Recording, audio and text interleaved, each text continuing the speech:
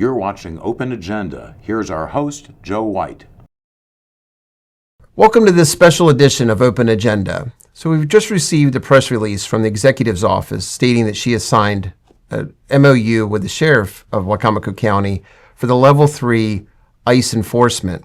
In the studio with me is Dr. Joe Venosa from Salisbury. Thank you. Thank you. So this comes as a surprise because just 2 days ago we heard the sheriff discuss publicly that he does not have the manpower to do this yet.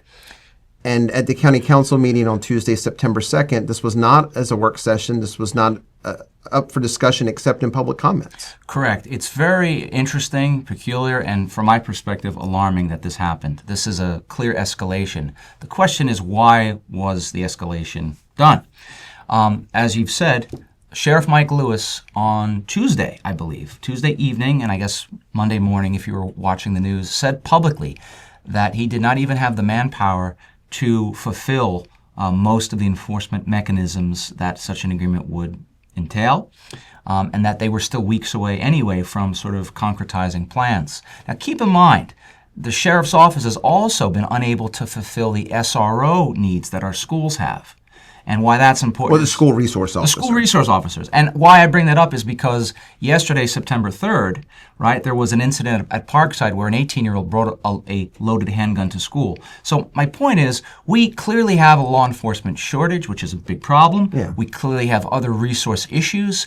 And the executive seemingly unilaterally issues this announcement. Now, and we have not heard since the press release come out from the sheriff. No. We have no press release from the sheriff. There's been no news coverage from the sheriff's perspective. Correct. But just as recently as Wednesday evening, President of the council, John Cannon, was on there stating that there is a lot of support for Level 1. Correct. Which is the jail and enforcement mode, which Right. basically means, and we covered this on our show earlier in the week, that if an illegal immigrant is captured who has a warrant, that they will hold them in our detention center Right. pending their processing for their crime. Right. Not the crime, not of illegal immigration. Right. Now we're going to go out and find these. We're going to take officers out of the community effectively, or at least out of local issues, and making them now, it would seem, agents or extensions of ICE, and we're going to be paying for it as well, as I understand. And we talked about that in our show. We don't understand the funding model behind this. And some counties, as Trish Melvin pointed out, have already opted back out after realizing how much it costs. And it's interesting that the executive failed to at least put that caveat of the funding apparatus in her announcement. Yeah. Now, and part of what you just said is a little conjecture, only because you don't know, and you don't know because there's not been a public work session. Nope. There's not been any substantial comment from the county council. We have asked the entire council for their feedback, their comment. Their collective response has been this ball is not in their court. Right.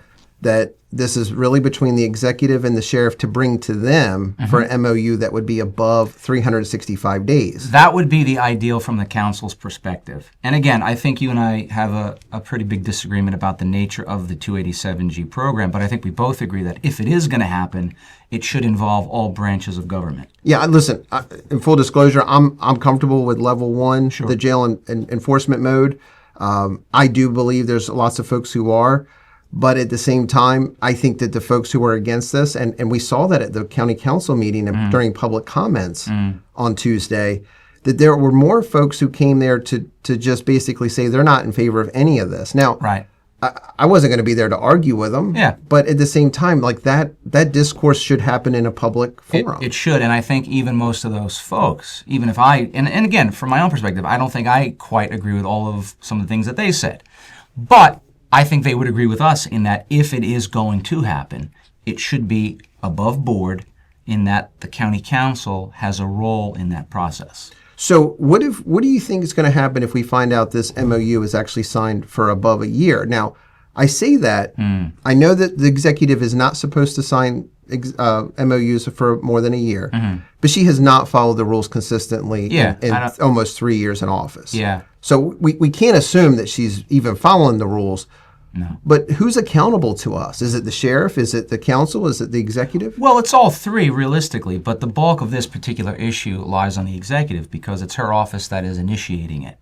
Now, obviously, I would argue that the sheriff's office has a major role in this in terms of both outreach and process because they are the ones who are going to be doing the work, so to speak.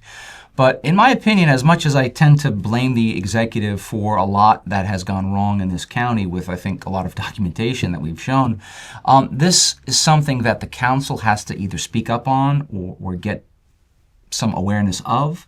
I have to say I'm disappointed in a few council members who might say certain things broadly about immigration, but then don't sort of take the initiative of their local office in actually, being proactive to figure out what's going on. I mean, I can tell you right now that there are certain council members sitting on the county council at this moment who found out after we did. Yeah. Citizens. Yeah, that was definitely the case this morning. And in all transparency, this press release was simultaneously broadcast on Eastern Shore Undercover, Right. who also has an MOU that at times has not been legal and valid. Yep. Even Sheriff Lewis fought that against the encrypted radios, and now we're faced with another MOU without public engagement. And this is, I would argue, much more impactful because now we're going to be dealing with, theoretically, assuming all this is true, the fact that we have a major escalation of local police role in immigration enforcement happening without any public oversight. Okay. That's not, I don't care whether you're liberal, conservative, moderate, whatever. When there is not public oversight and transparency over the process, it doesn't end well for anyone. I'm a conservative. You're much more on the liberal side. You're worried about the social issues. I'm worried about the cost. I am worried about the cost too. But I'm saying this is not about political party. Nope. This is not about whether or not you think illegal immigration should be enforced or not. Nope. You and I don't sit on the same side there. But at the end of the day, lots of citizens showed up Tuesday night to voice their concern. Yep. Their government has ignored them, and for that, I think that there should be an answer to that. Couldn't agree more. So let's follow up with this next week. Certainly. All right. I know what I'm doing, man.